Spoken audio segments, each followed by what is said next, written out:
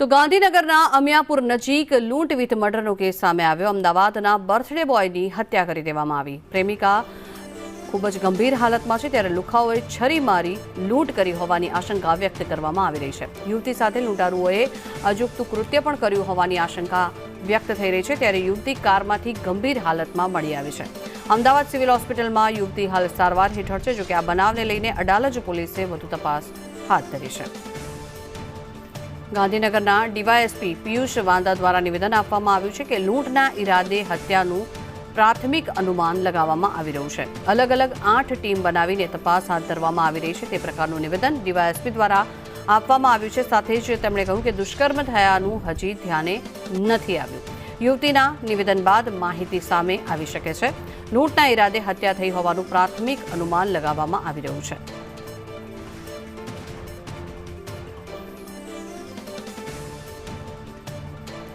તો અમદાવાદના એક બર્થડે બોય સાથે આ દુર્ઘટના સર્જાઈ હોવાનું સામે આવ્યું છે। ગાંધીનગરના અમિયાપુર નજીક લૂંટ વિથ મર્ડરનો આ કેસ સામે આવ્યો છે, જેને લઈને પોલીસ દ્વારા વધુ તપાસ હાથ ધરવામાં આવી રહી છે। ડીવાયએસપી દ્વારા જણાવવામાં આવ્યું છે કે અલગ અલગ 8 ટીમો બનાવવામાં આવશે અને આ સમગ્ર મામલે વધુ તપાસ હાથ ધરવામાં આવશે। હવે અત્યારે હાલ જે પ્રેમિકા છે તેની શારીરિક હાલત ખૂબ જ ગંભીર છે।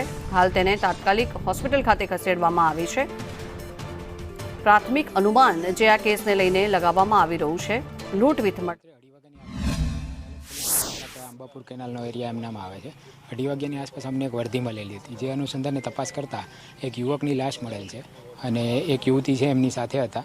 એ અત્યારે હાલ અમદાવાદ ટ્રીટમેન્ટમાં છે અને બેઉ ઉપર કોઈ એક શખ્સ બેઉ બેઠા હતા અહીંયા આશરે 2:30 વાગ્યાની આસપાસ। ત્યારે કોઈ બહારનો શખ્સ આવી અને એમની ઉપર હુમલો કરેલો છે અને એના જે કંઈ ટેકનિકલ એવિડન્સીસ છે, ફોરેન્સિક એવિડન્સીસ છે, એ કલેક્ટ કરવાની કાર્યવાહી રાતની ચાલુ છે। કેટલા લોકો હતા કે જે વિક્ટિમ છે એમના કહેવા મુજબ એક જ વ્યક્તિ હતો, પણ એ હાલ સબકોન્શિયસ જેવું છે, એટલે એમનું ફાઇનલ નિવેદન આવે પછી આપણે એક્ઝેક્ટ આરોપીની સંખ્યા નક્કી કરી શકીએ। સીસીટીવી અત્યારે 7 કે 8 અમારી ટીમો બધી મેળવે છે, હજી કોઈ એના રિપોર્ટ આવ્યા નથી। દીકરી સાથે જે યુવતી છે, યુવતી સાથે નિર્વસ્ત્ર એટલે કે અર્ધવસ્ત્ર અવસ્થામાં હતી, તો કઈ એ તપાસ હજુ ચાલુ છે, પણ એવું રેપ કે એવું કોઈ એમને પણ કહ્યું નથી યુવતીએ, માત્ર લૂંટનો ઈરાદો હોય એવું લાગે છે।